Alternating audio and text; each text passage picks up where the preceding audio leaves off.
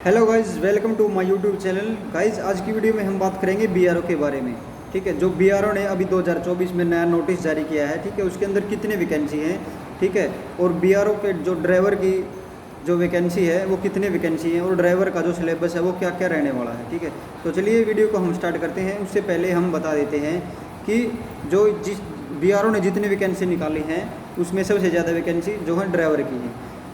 Okay, तो चलिए मैं सबसे पहले आपको बता देता हूँ ट्रेड्समैन की। ठीक है, सो ड्राफ्ट्समैन की उसके अंदर 16 वैकेंसी हैं।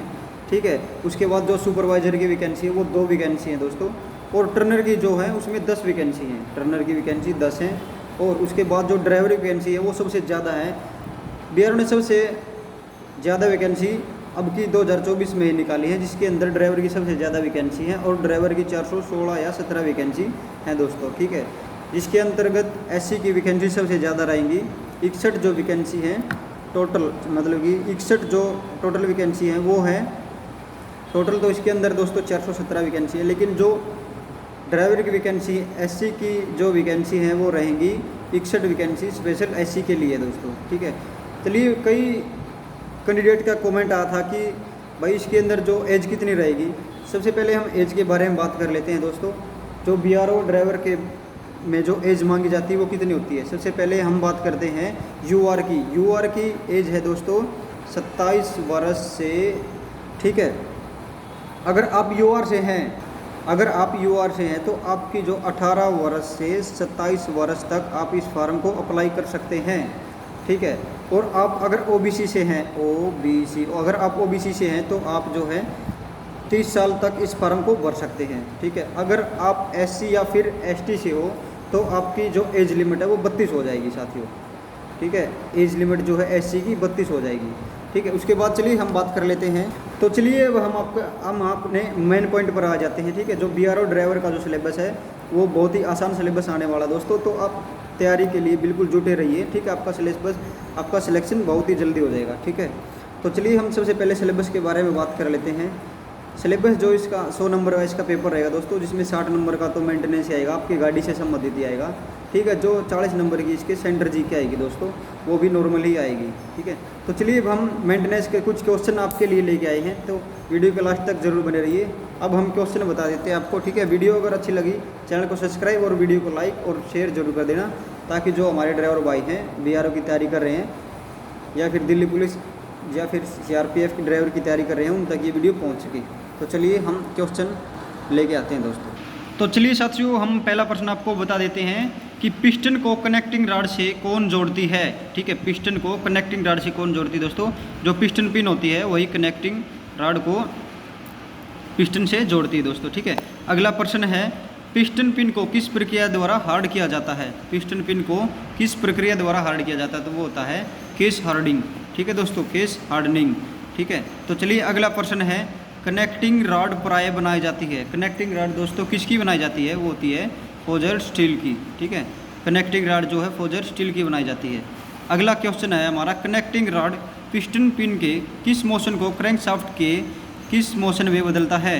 यानी कि जो हमारा कनेक्टिंग रॉड है वो पिस्टन के किस मोशन को क्रैंकशाफ्ट में के किस मोशन में बदलता है। ठीक है, तो चलिए हम बात करते हैं। वो होता है दोस्तों वृत्तीय गति को रेखीय गति में। ठीक है, वृत्तीय गति को रेखीय गति में बदलता है। अगला प्रश्न है दोस्तों कनेक्टिंग रॉड प्राय बनाई जाती है। कनेक्टिंग रॉड जो हमारी होती है वो किसकी बनाई जाती है, वो होती है फोर्जड स्टील की।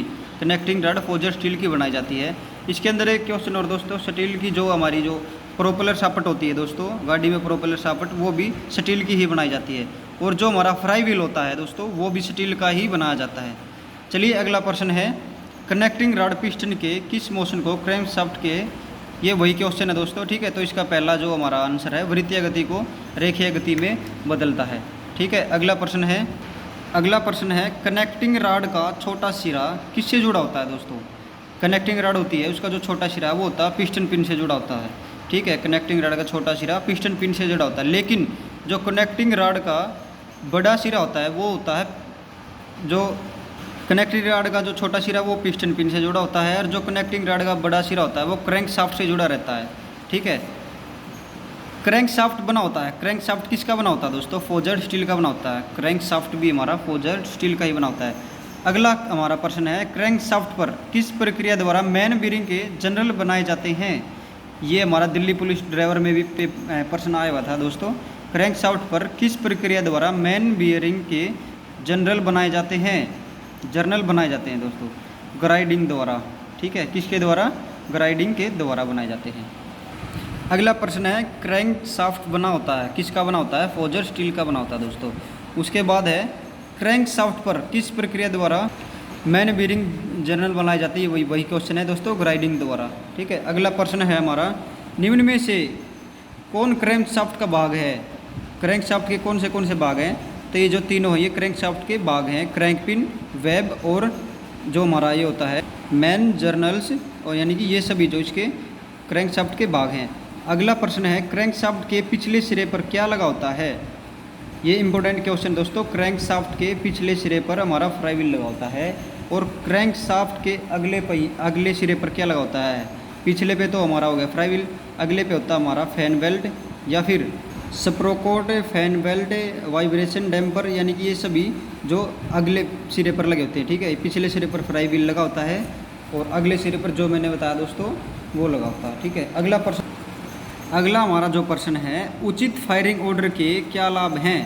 उचित फायरिंग ऑर्डर के दोस्तों क्या लाभ हैं। इंजन का कंपन कम होना, इंजन संतुलित रहना, पावर फ्लो समान रूप से होना होता है। ठीक है, ये सभी जो हैं उचित फायरिंग ऑर्डर के लाभ हैं। अगला प्रश्न है 3 सिलेंडर इंजन का फायरिंग ऑर्डर क्या होता है दोस्तों, 1 3 2। 3 सिलेंडर इंजन का फायरिंग ऑर्डर होता है 1 3 2 दोस्तों। ये भी बहुत वेरी इंपॉर्टेंट क्वेश्चन है। ठीक है, चलिए मैं बता देता हूँ आपको। ये 3 सिलेंडर का है। 4 सिलेंडर का क्या होता है दोस्तों, 4 सिलेंडर का फायरिंग ऑर्डर होता है 13 42। ठीक है, 13 जो 42 है फायरिंग ऑर्डर होता है दोस्तों 4 सिलेंडर इंजन का। और जो हमारा 6 सिलेंडर इंजन है दोस्तों, उसका क्या होता है फायरिंग ऑर्डर। 6 सिलेंडर इंजन का जो फायरिंग ऑर्डर होता है वो होता है 15 36 24। ठीक है, ये फायरिंग ऑर्डर होते हैं दोस्तों, ये बहुत इंपॉर्टेंट होते हैं, पेपर में कई बार पूछे जाते हैं। फायरिंग ऑर्डर मतलब कि जो सिलेंडर है वो पहला मतलब कौन से नंबर वाला काम करेगा, दूसरा कौन से नंबर वाला, ये फायरिंग ऑर्डर वो होते हैं दोस्तों। चलिए नेक्स्ट क्वेश्चन, फ्लाई व्हील होता है जो दोस्तों हमारा फ्लाई व्हील का आकार किस पर निर्भर करता है। ठीक है, सिलेंडरों की संख्या, इंजनों की बनावट, इनमें से कोई भी नहीं। ठीक है, दो होता है जो इंजन की बनावट और सिलेंडरों की संख्या पर निर्भर करता है। चलिए अगला प्रश्न, लाइनर कितने प्रकार के होते हैं दोस्तों। लाइनर हमारे 2 प्रकार के होते हैं। अगला प्रश्न है 2 स्ट्रोक इंजन में पोर्ट्स होते हैं सिलेंडर हेड में।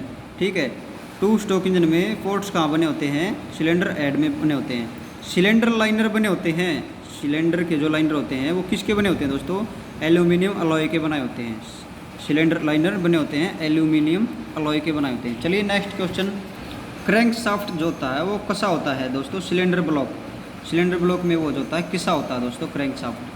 अगला प्रश्न है वाल्व कहाँ लगे होते हैं दोस्तों। वाल्व लगे होते हैं, कहाँ लगे होते हैं वाल्व, सिलेंडर हेड में लगे होते हैं दोस्तों। इनटेक वाल्व होगी, जैसे कि जितने की ऊपर वाल्व होती है वो सिलेंडर हेड में लगी होती है। अगला हमारा प्रश्न है वाटर जैकेट होते हैं सिलेंडर ब्लॉक में, सिलेंडर हेड में, ये भी दोनों कौन से होते हैं दोस्तों इनमें, तो वाटर जैकेट जो होते हैं वो सिलेंडर ब्लॉक में होते हैं दोस्तों। अगला प्रश्न है रॉकर शाफ्ट लगा होता है। रॉकर शाफ्ट दोस्तों कहाँ लगा होता है, सिलेंडर ब्लॉक के ऊपर लगा होता है। रॉकर शाफ्ट कहाँ लगा होता है, सिलेंडर ब्लॉक के ऊपर लगा होता है। ठीक है, चलिए अगला हमारा प्रश्न, ये भी इंपॉर्टेंट क्वेश्चन दोस्तों, पिस्टन की परिधि पर कितने रिंग लगे होते हैं। पिस्टन की परिधि पर कितने रिंग लगे होते हैं, 3 से 5 लगे होते हैं दोस्तों। ठीक है, पिस्टन की परिधि पर 3 से 5 जो है रिंग लगे होते हैं।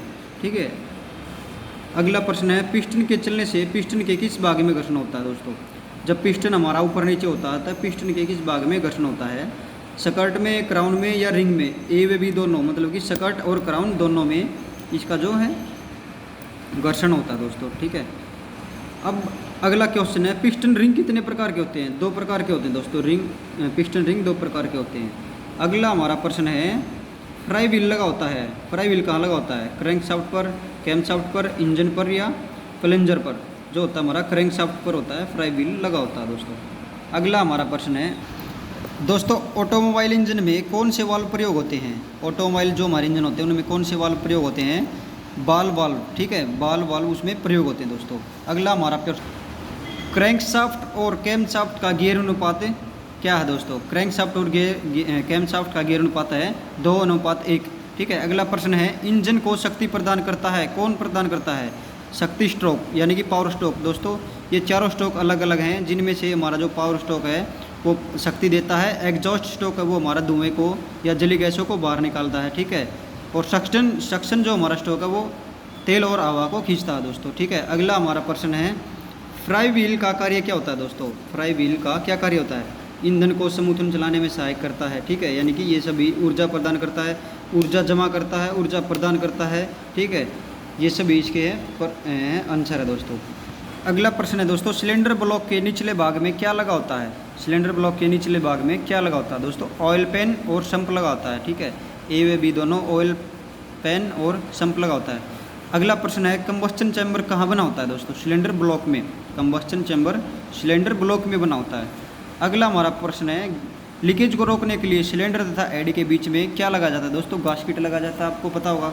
ठीक है, लीकेज को रोकने के लिए हम गास्केट का प्रयोग करते हैं। ये बहुत इंपॉर्टेंट क्वेश्चन है, कई पेपरों में पहले आ चुका है।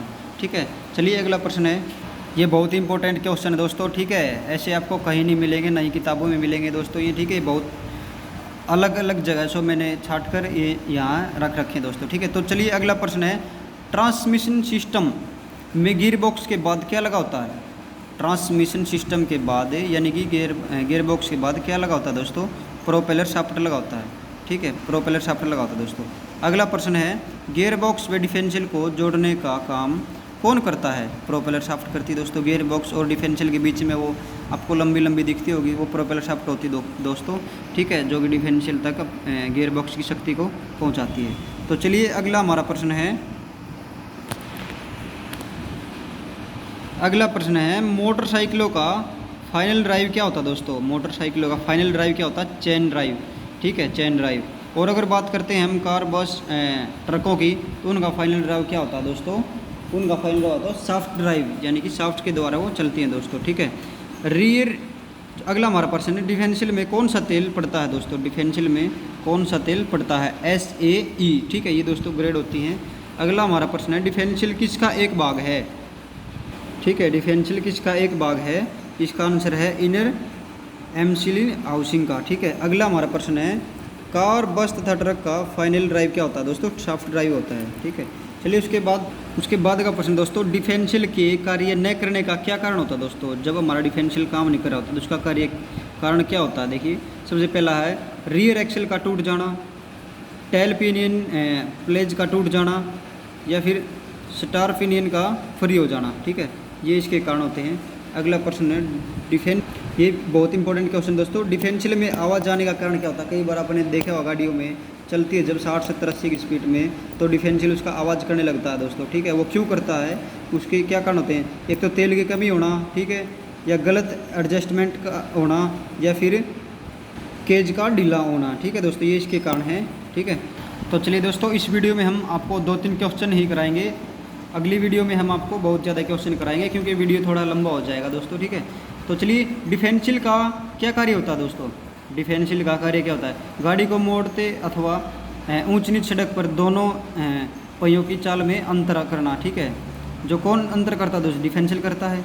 इंजन की शक्ति को 90 डिग्री पर दोनों पहियों तक घुमाना। ठीक है, अगला प्रश्न है यूनिवर्सल जॉइंट वो कहाँ कहाँ प्रयोग होते हैं दोस्तों? ठीक है, यूनिवर्सल जॉइंट होता है जो हमारा, वो कहाँ कहाँ प्रयोग होता है?